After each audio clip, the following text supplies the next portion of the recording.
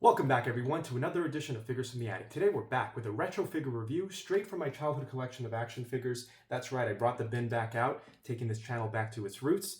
And today we're looking at a very old figure. This is from my original childhood collection, and it's of none other than Big Papa Pump's Scott Steiner. And this is a WWE version of Scott Steiner from 2002. This is when he came back after WCW folded.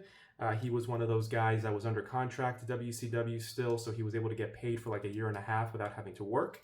Sounds very nice. But once that contract was up, he was in negotiations and they eventually did sign him. As we all know, it kind of went downhill quickly from there. He never really recaptured that magic that he brought to WCW, that he brought as a Steiner brother even back in the early WWF run. It just was never the same with Scott. His body was beat up at that point. His matches were no longer good. He could barely walk. I think he had something called drop foot, where it makes it very difficult to move, so let alone wrestle. But that's neither here nor there. We did get a few figures from that time of Scott Steiner, all made by Jakks, and I think they're all very good. As you can see, the head scan is unmistakable. The eye application may be a little wonky.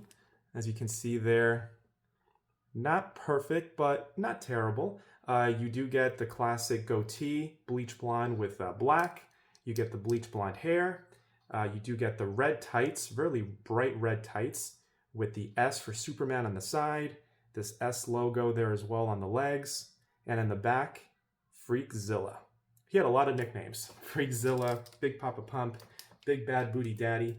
There he goes doing the double bicep. Of course, you got to kiss it, just like that.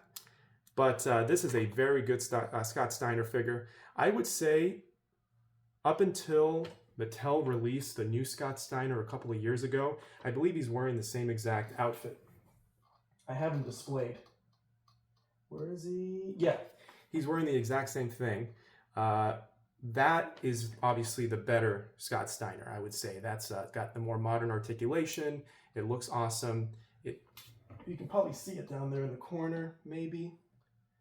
Down over there, maybe not. I'm gonna do a video eventually showing you guys my display, but yeah, up until that Scott Steiner video was Scott Steiner figure was released, I would say these were up there with some of his best.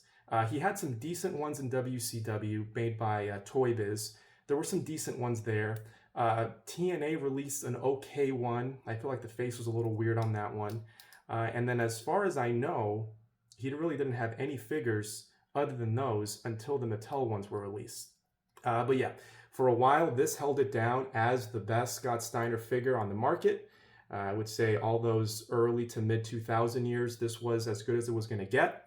And again, until Mattel released the new one. That exceeded this, but this is still a very solid figure, very nostalgic. Again, I played with this a lot as a kid. He was firmly implemented in all the storylines of My Figure Federation. And again, just a lot of good memories. As an overall score, I would give this Scott Steiner out of 10. I mean, it looks just like him. You do have the massive arms. You know, these big body molds that Jakks would use. It works very well with Scott Steiner. Some guys, not so much. It makes them look comically large. But Scott Steiner looked like an action figure in real life. So it actually works very well for here. I would go an 8.1 out of 10 on this one. 8.1 out of 10 for Jakks Pacific Scott Steiner. As always, I appreciate you watching and stay tuned for more.